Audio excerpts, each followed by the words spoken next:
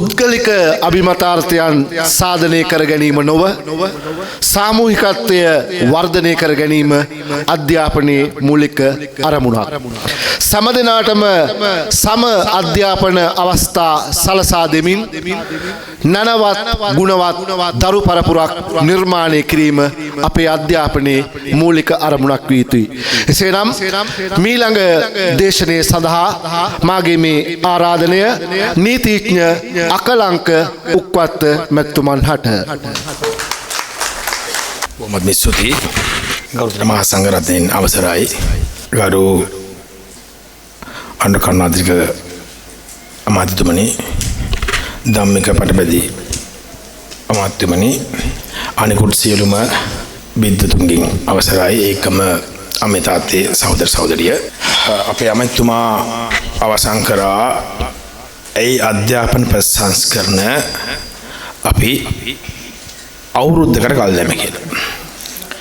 අපි අවුරුද්දකට කල් දැම්මේ 6 වසර සම්බන්ධයෙන් විතරයි. පළවෙනි වසර සම්බන්ධ වෙන ප්‍රසංස්කරණ ක්‍රියාත්මක වෙනවා. අපි කල් දැම්මේ ඒක අධ්‍යාපනයේ ඉඳම තමයි. මේක රජයේ කල් දාලා තියෙන්නේ ඒක අධ්‍යාපනයේ ඉඳම තමයි. මේක ප්‍රවාහන ශාස්ත්‍රයේ ප්‍රතිසංස්කරණයක් නම්, පාරක් හදනවා නම්, මාර්ග සංවර්ධනයක් නම්, සෞඛ්‍ය ශාස්ත්‍රයේ ප්‍රශ්නයක් නම් අපිට ඔය කවුරු කිව්වත් ඒක ගණන් ගන්න නැතුව අපිට අපේ වැඩේ කරන්න තිබුණා. හැබැයි අධ්‍යාපනය කියන්නේ රටේ ජීවනාලිය වන ළමා පරපුර තව කාලකින් මේ රටේ ගෝලීය පුරවැසියක් කරන වගකීම 21 වෙනි සිය වර්ෂයට අවශ්‍ය ගෝලීය පුරවැසියා නිර්මාණය කරන්න නම් අධ්‍යාපනය ඒ මට්ටමේ තියෙන්න ඕනේ. 1997න් පස්සේ 99 ප්‍රසංස්කරණය කරිකියුලම් රිෆෝම් එකක් වුණා ඇරෙන්න. ඒ කියන්නේ විෂය අනුබද්ධ ප්‍රසංස්කරණයක් වුණා ඇරෙන්න. අවුරුදු 26කට ආසන්න කාලයක් මේ රටේ කිසිම අධ්‍යාපන ප්‍රසංස්කරණයක් නැහැ. අවුරුදු 26ක් කියන්නේ දශක දෙකකට වැඩි කාලයක්. දශක දෙකකට වැඩි කාලයක් ලෝකේ කොච්චර ඉස්සරහට ගිහිල්ලා ඇද්ද? එතකොට අපි කොච්චර පසුගාමීද? ඒ පසුගාමීත්වය තුල අපි තවත් මේ ප්‍රතිසංස්කරණය කල් දානවද නැත්නම් මේක අපි ඊළඟ අවුරුද්දේ සිට 2, 7, 6 සියල්ලත්මත් එක්ක මේ ප්‍රතිසංස්කරණයේ ට්‍රාන්ස්ෆෝමේෂන් එක නැත්නම් වෙනස්කම සම්පූර්ණ විප්ලවය කරනවාද? සාමාන්‍යයෙන් මේක අවුරුදු 26ක්ම රජයන් මේක අල්ලන්නේ නැත්තේ, ආණ්ඩුව මේක අල්ලන්නේ නැත්තේ හේතුවක් ඇතිව. මේක හරි බරපතලයි. මොකද අධ්‍යාපනය වගේ ශාස්ත්‍රයක් ප්‍රසංස්කරණයක් ගෙනාවොත් ඒක 97 අනුකූලව ගෙනාවෙත් උසස් පෙළ විෂය 4 තුරක් කරපු එක. සමහර විෂයන් ඒකාබද්ධ කරපු එක, කම්බයින් කරපු එක. අපි දන්නවා විද්‍යාව සූලොජි සහ බොටනි තිබ්බ එක, ඒක බයොලොජි කරා. PO maths applied maths තිබ්බ එක කම්බයින් කරා. කම්බයින් maths කරා. ඒ වගේ දේවල් කරේ. ඒ අර සම්පූර්ණ විප්ලවයක්. ඒ කියන්නේ විෂය නිර්දේශය, මානව සම්පත වැඩි දියුණු කිරීම, ඉන්ෆ්‍රාස්ට්‍රක්චර් යටිතල පහසුකම් සංවර්ධනය, මේ කුළු පහයට තියෙන සියලුම දේවල් එක්ක සම්පූර්ණ ට්‍රාන්ස්ෆෝමේෂන් එකක් කරන එක සාමාන්‍ය රජයක් ගන්නේ, ආණ්ඩුවක් ගන්නේ ආණ්ඩුවක් ගන්න හරි මැලිකමක් දක්වනවා. එකක් ඒකෙන් ලැබෙන ප්‍රතිඵලය ලැබෙන්නේ තව අවුරුදු 25කින් 20කින් විතර. ඊට වැඩි හොඳයි ඒකට දාන වැයබර දක්ෂිණ අධි මාර්ගය වගේ තව හයිවේ එක හදන්න යෙදුවනම් මොකද ඒකෙන් අවුරුදු 3ක් ඇතුළත ප්‍රතිඵල ගන්න පුළුවන්. මේක එහෙම නැහැ. අනිත් එක මේක හරි ගියොත් තව අවුරුදු දශක 3කට ආණ්ඩුව සෙඩල් ස්ථාවරයි. මොකද ඒ වගේ පිම්මක් මේ පයින්නේ. මේ ඒ වගේ පිම්මක් පයින්නේ. හැබැයි මේක අනිත් පැත්තට ගියොත් අනිත් පැත්තට ගියොත් ඒකේ ප්‍රතිඵලය ඒ වගේම භයානකයි. ඒ වගේම භයානකයි. කාබන් එක පොර වගේ එන්න පුළුවන්. ඒ නිසා 26ක් තිස්සෙම ආණ්ඩු මාරුවී තිබ්බා. මේක 19 ඉඳන් කරගෙන එන්න පටන් ගත්තා. හැබැයි කරේ නැහැ. හැබැයි ජාතික ජනබලවේග ආණ්ඩුව මේක කරලා තියෙනවා. කරන්න පටන් ගන්න තියෙනවා. ඒ අභියෝගය මම කියන්නේ ධනාත්මක අභියෝගයක්. පොසිටිව් අප්‍රෝච් එකක්. ඒකට මම විශ්වාස කරන පෞද්ගලිකව මේ අව්‍යානසික මේ දැනුවත් කිරීම ජනතාවට මීට පෙර වුණා නම් මේක ඔය පොල් ගහපු කට්ටියට සීනිගම පොල් අනිත් පැත්තට කැරකෙනවා. එහෙම තියෙනව නේද? කැරකෙන්න තිබ්බා. මේක ගත් එකෙන් එක අවුලක් වුණා කියලා විතර කියන්නේ අර මාරාන්ති උපවාසය සාර්ථක කරගන්න බැරි වුණා මේ මිනිහයාට. එහෙම අර උපවාසයක් කරාම නේ මැරෙන්න එපේ. එතනයි ප්‍රශ්නේ තියෙන්නේ.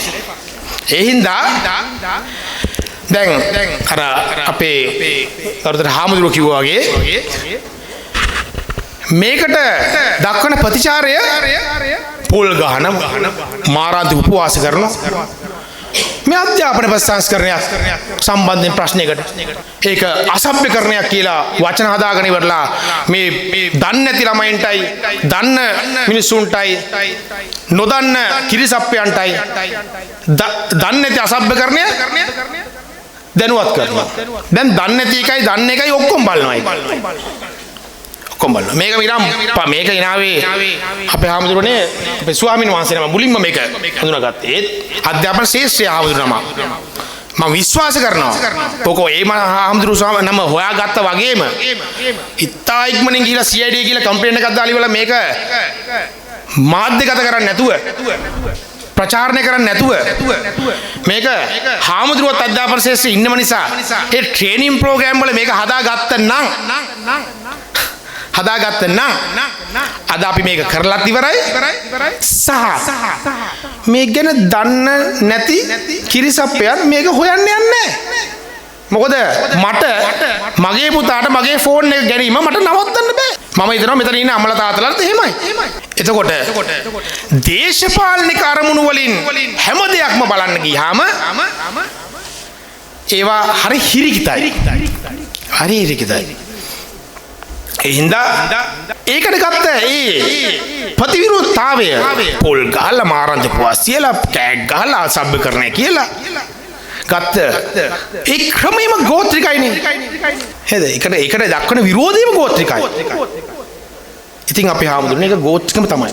කියන්නේ අපි අධ්‍යාපන රිෆෝම්ස් නැත්තම් මේ ප්‍රතිසංස්කරණය ගෙනල්ලා අවුරුදු 26ක් ප්‍රමාද වෙච්ච දශක දෙකක් ප්‍රමාද වෙච්ච සංවර්ධනය ලෝකේ අවුරුදු 26ක් දශක දෙකකට ඉස්සරහට ගිය ලෝකය අපි ගාව නැති ලෝකය එතනට ටක් ගාලා යන්න හදනකොට මේගොල්ලෝ පොල් ගහන තවත් එහාට ගිහින් ගෝත්‍රික කාරණා ඒ ඇති. ඉන් පස්සේ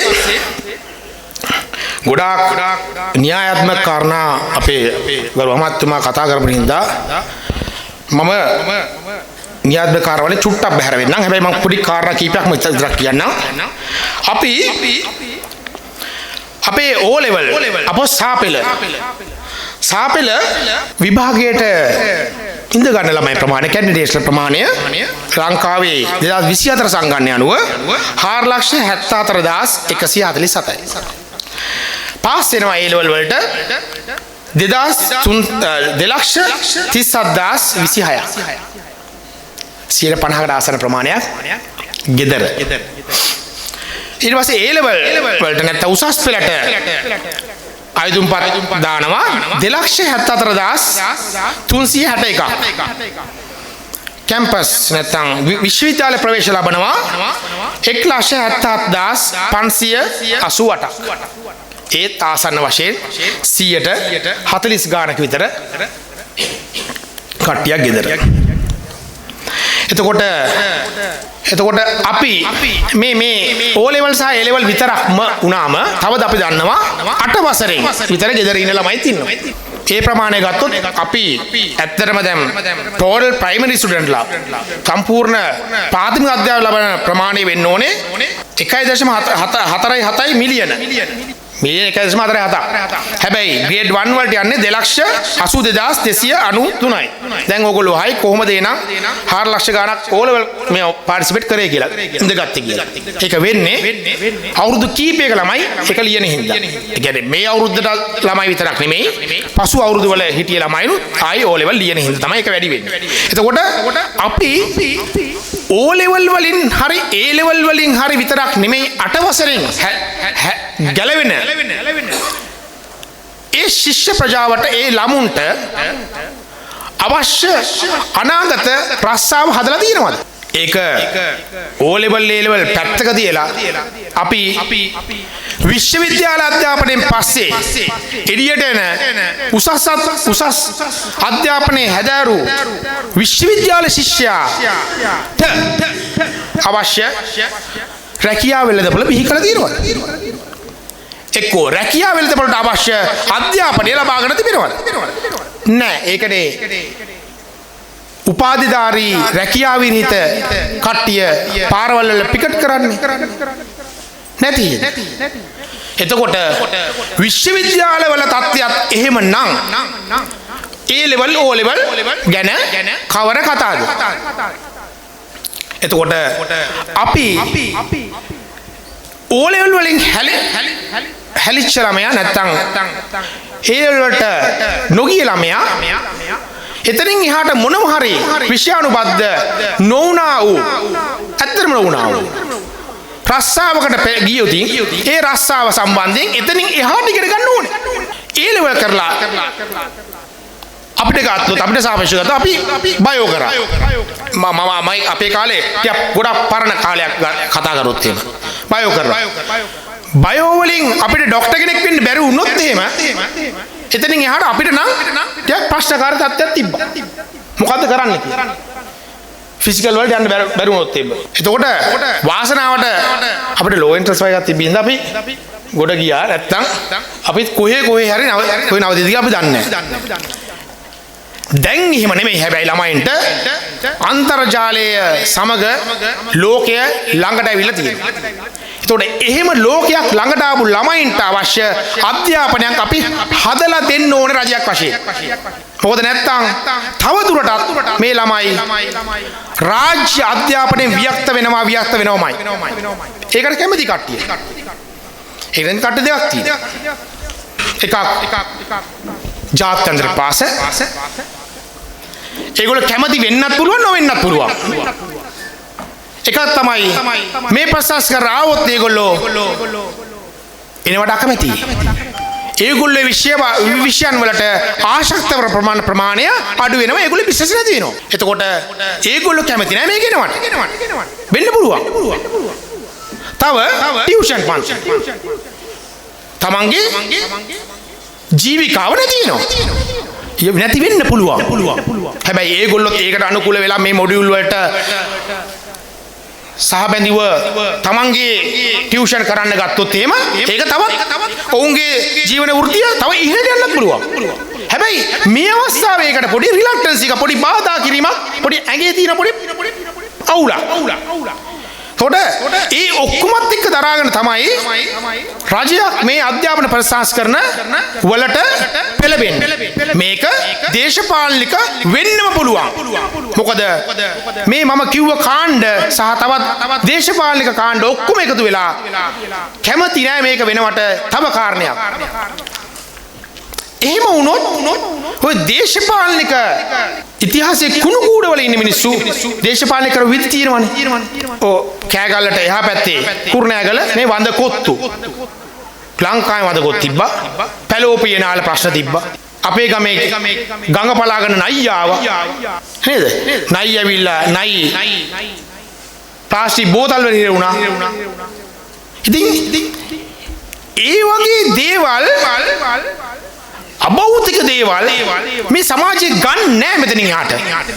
එහෙම ගන්න නැති හිතන සමාජයක් හිතන ළමයි ඉන්න ජෙනරේෂන් එකක් හදනවට ඔය දේශපාලන හිඟන්නෝ කැමති නෑ. කැමති නෑ. එහෙම කරාම අවුල්. ඒකනේ CWW කන්නංගර මහත්මයා ඒ ප්‍රසාක්ෂණ ඒ කාලේ ගේනකොට බණ්ඩාරනායක කියනවා දැන් ගස් ගෙඩි නේද පොල් ගහකට යවා ගන්න කොල්ලෙක් නැති වෙයි කියලා. ඒක හරි. එයාට සාපේක්ෂව එයා හරි. එයා ඒක කරානේ.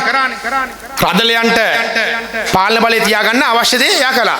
ඒකෙන් වෙන යුද්ධ ඒවත් තිබ්බා. ආවා 30 අවුරුදු යුද්ධ ඒවා ප්‍රතිඵල. එතකොට එයාගේ අරමුණ ඒක වුණා. එතකොට මේවට තියෙන බාධා තමයි වැඩි. හැබැයි මේ අවස්ථාවේ මෙහෙම දැනුවත් කිරීම ලංකාවට අපි කරමින් අපි කියන්නේ අපි මේක කළ යුතු කරනවා සහ ඒක කළ යුතුමයි. දැන් මේ කිරීමට අපිට ඕගොල්ලෝගේ අවකාශයත් ආදරයත් උනන්දුවත් ඕනෑකමත් සහ ඒ සම්බන්ධය වන දැනුවත් කිරීමත් ඕනේ. ඒ කියන්නේ අපි මෙතන ගිහින් මේ කතා කරාට පස්සේ ඒක ඕගොල්ලෝගේ සමාජය තුලත් කතා වෙන්න ඕනේ.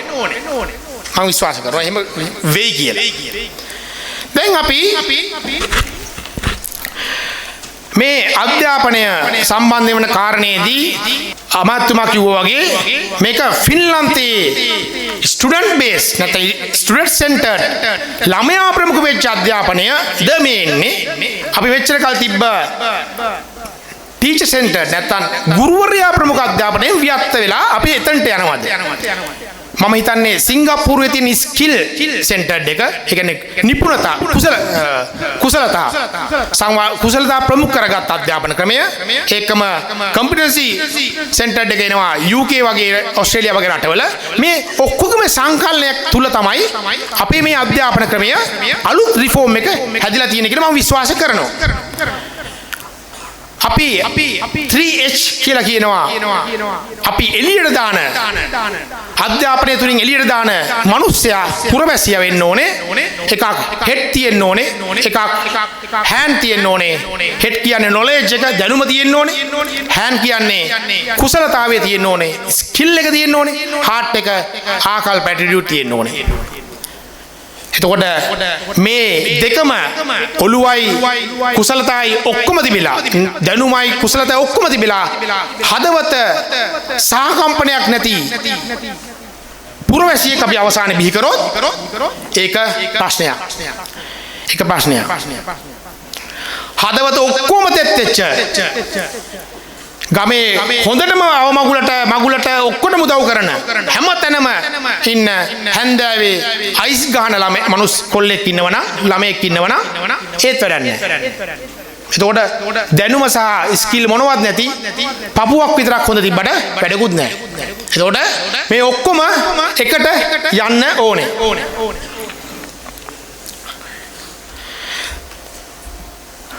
අපේ අමාත්‍යතුමා කිව්වා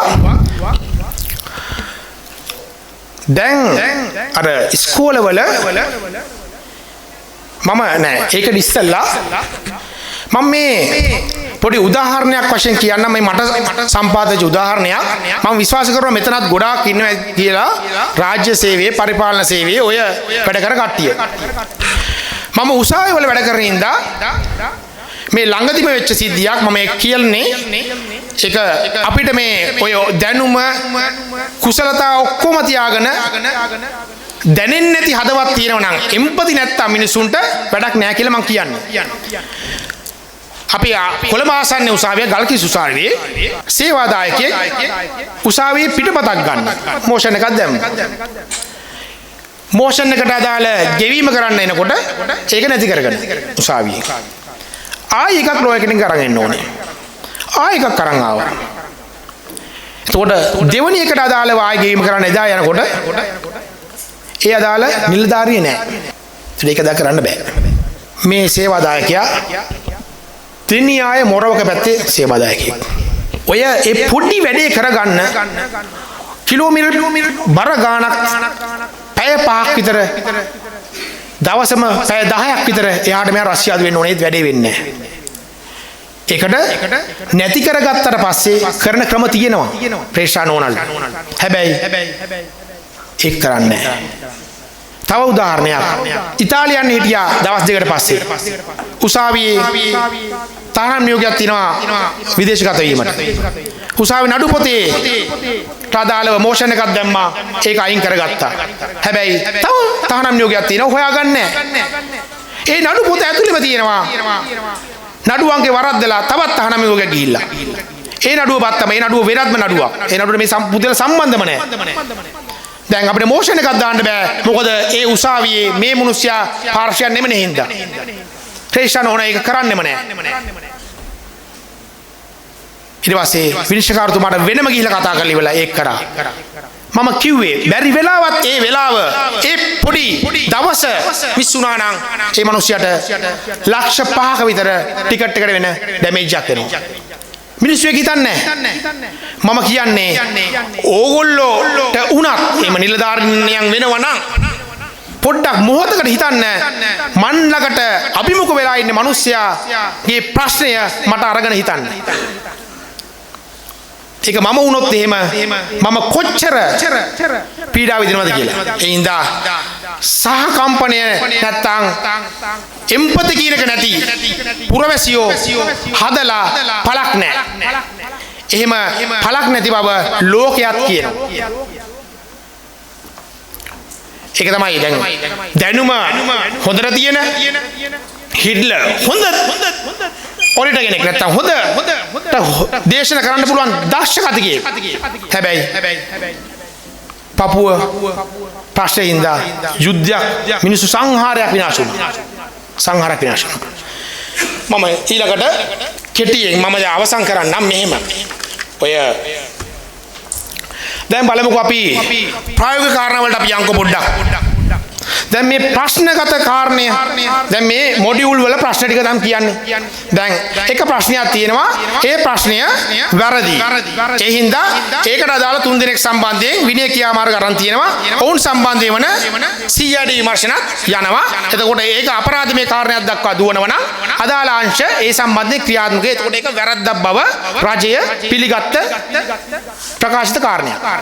එතකොට දැන් මේ ප්‍රශ්නේ හින්දා මේක තියෙන ධනාත්මක සහ වැදගත්ම ගුණාත්මක කාරණා අපි හලා ගන්නවද? දැන් ප්‍රශ්නගතම මොඩියුල් එක තමයි ඉංග්‍රීසි මොඩියුල් එක. මොඩියුල් 2 එක. දැන් ඒක මම මගහැරලා මේකේ තියෙන හොඳ ගැන මම පොඩ්ඩක් කියන්නම්. මම හිතන්නේ ඒක තමයි වැදගත්ම කෑල්ල වෙන්නේ. එතකොට මේකේ මම මේ ඉංග්‍රීසි මොඩියුල් එක මෙහි 6 වසර ළමයින්ට පොඩ්ඩක් ගලප්පල බැලුවම අම්මලා තාත්තලාගේ සහෝදර සහෝදරයන්ගේ මනස තමන්ගේ අධ්‍යාපන කාලෙට 6 වසර ළමයින්ට මෙහෙම දෙයක් ලැබෙන එක කොච්චර හොඳද කියලා හිතේ. ස්පීකින් පෝස්ට් කියලා ඉවරලා එක මොඩියුල් එකක් තියෙනවා ලෙසන් 5 වල. ඒකේ වෙනම my reading log වෙනම chart එකක් තියෙනවා. අදාළ ළමයා මම කොච්චර මේ මාසය තුල කියවලා තියෙනවද පොත්පත් කියවනවද කියලා රීඩින් වලට කියවීමට උනන්දු කරන්න ඉස්කෝලේ මොඩියුල් එකක් හදලා තියෙනවා. ඒක හොඳ නැද්ද? කවුරු හරි ඒක වැරදි කියනවද හොඳ නැහැ කියනවද නම් කියවන එක? ඉංග්‍රීසි පොතක් කියවන්න ලැබෙනවා කියන්නේ කොච්චර දෙයක්ද? ඒක සම්බන්ධයෙන් ළමයි ආශක්ත කරනවා කියන්නේ ඒක සම්බන්ධයෙන් ළමයි අතර අවකාශයක් හදනවා කියන්නේ අරයට වැඩිය මම කියවන්න උනන්දුවක් ඇති කරනවා කියන්නේ. ඒ කීමතින් ළමයි ග්‍රහණය කරගන්නේ ඩේටා නම් දැනුම නම් ඒක හොඳ නැද්ද? ඒ තුල හැදෙන්නේ ඉංග්‍රීසි නම් ඒ තුල හැදෙන්නේ ස්පීකින් ඇබිලිටි නම් හොඳ නැද්ද? ඒක ඉස්කෝලේ 6 වසරේ ළමයට ආශක්ත කරනවා කියන එක මම කියන්නේ මේක අනිවාර්යෙන් කළ යුතු දෙයක්. ඒකම enjoying stories කියලා ඉවර වෙලා කොහොමද කතාවක් රස විඳින්නේ? ඉංග්‍රීසි කතාව රස විඳින විදිය කොහොමද? ඒක එහෙම කතාවක් හදන්නේ අර නරියගේ මිදිවලේ කතාව අරගෙන ස්ටාර්ට් එක කන්ටෙන්ට් එක කන්ක්ලූෂන් එක කොහොමද කරන්නේ? මේ 6 වසර ළමයින්ට හොඳ නැද්ද ඒක? ඒකම මේ තිබෙනවා inspiring personalities. අදාළ පුද්ගල චරිත වලින් කොච්චර ශිෂ්‍යයා ඉන්ස්පයර් වෙන්න ඕනද? ඒ සම්බන්ධයෙන් උනන්දු වෙලා ඒ ඔවුන් වගේ වෙන්න හිත හදා ගන්න ඕනේද?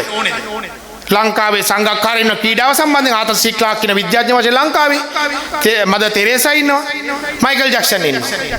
ඒකම නායක වශයෙන් දේශපාලන මහත්මා ගාන්ධි ඉන්නවා, නෙල්සන් මැන්ඩෙලා ඉන්නවා, මාරි කියුරි ඉන්නවා. හොඳ නැද්ද? අපි හොයාගෙන කියවනවා බයෝග්‍රැෆි.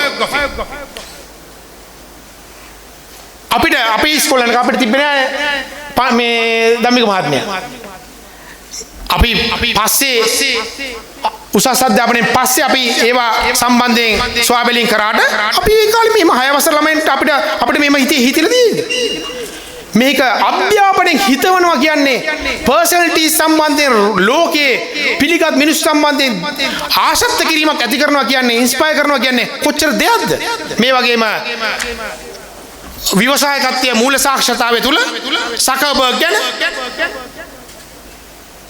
ඔය වගේ ලංකාවේ සර්වෝදය ව්‍යාපාරයේ නිර්මාතෘවරය ගැන පිළිබිඹ ඇති කරලා තියෙනවා. ව්‍යවසායක ගැන උනන්දු ඇති කරලා තියෙනවා. දැන් මේකේ අවසාන වශයෙන් මේ මොඩියුල් එක ගත්තොත් මේ මොඩියුල් එක ඉතාමත් හොඳයි. reading for information. තොරතුරු සඳහා වන කියවීම කොහොමද ප්‍රගුණ කරන්න ඕන කියන මොඩියුල් එකක් හදලා තියෙනවා ඉංග්‍රීසි වල. ඉංග්‍රීසි වල හදලා තියෙනවා. ඒකම මෙහි සිංහල භාෂාව ඉගෙනන මොඩියුල් එකේ තිබෙනවා ප්‍රසන්ටේෂන් කොහොමද කරන්න කියලා. මල්ටිමීඩියා ප්‍රසන්ටේෂන් කොහොමද කරන්න කියලා තියෙනවා. 6 වසර ළමයෙකුට හොඳ නැද්ද? ඒ ප්‍රසන්ටේෂන් එක කොහොමද හදාගන්න කියලා ඉවරලා තාක්ෂණ වේදේ සම්බන්ධ පොතේ පරිගණකේ හරහා ඒක කොහොමද කරන්න කියලා වෙනම ආයි කොටසක් තිබෙනවා. ඒතර මේ දෙක එකට ගුරුවරු දෙන්න එකතු වෙලා කරන්න පුළුවන් කාරණයක්. ඒකම තව කොටසක් මම දැක්කා මේ ගණිතය සම්බන්ධයෙන් මොඩියුල් එකේ සංඛ්‍යා සහ ගණිත කර්ම numbers and mathematical operations කියන එකේ එම්පති හදන්නේ මෙහෙමයි කියලා මට හිතෙනවා. මගේ දවල් ආහාරය පිඟාන අතට ලැබෙනකන් කී දිනක් ඒ වෙනුවෙන් මහන්සි වෙනවා. මම කන දවල්ට කන බත් ටික මට අතට ඇවිල්ලා මට හිතෙනවා නම් මේ බත් ටික මගේ අතට දෙන්න කී දිනක් ශ්‍රමදායකව දක්වලා තියෙනවද කියලා. එම්පති නෙමෙයිද? ඒ කියන්නේ මොකද්ද? සාකම්පණය නෙමෙයිද? ඊට පස්සේ මා වෙනුවෙන් එක් ආහාර වේලකට කොපමණ මුදලක් වැය වෙනවා ඇතිද?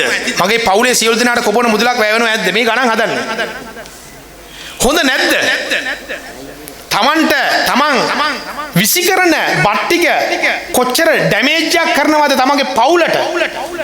තාත්තා කොච්චර මහන්සි වෙලා ඇද්ද ඒ ගාන හොයන්න? ඒ හින්දා අම්මා උදේ 4ට නැගිටලා උයලා දෙන බත් ටික දවල්ට කන්න අමතක වෙලා හරි ස්පෝර්ට් නේද එක්ස්ට්‍රා කරිකුලර් ටික කරලා ඉවර වෙලා විෂය බාහිර කටයුතු කරලා ඉවර කරා සමහරවල් දවල් කෑම අමතක වෙනවා. විසි කරනකොට එහෙම දුකක්වත් එනවා නම් නේද? විසි කරනකොට අඩු ගන්න දුකක් එන්නවත් හිතෙන්න ඕනේ. ඒකට අඩු ගානේ පහුවෙන්ද අම්මට කියන්න ඕනේ එපා අම්මේ 4ට නැගිටින්න කියලා.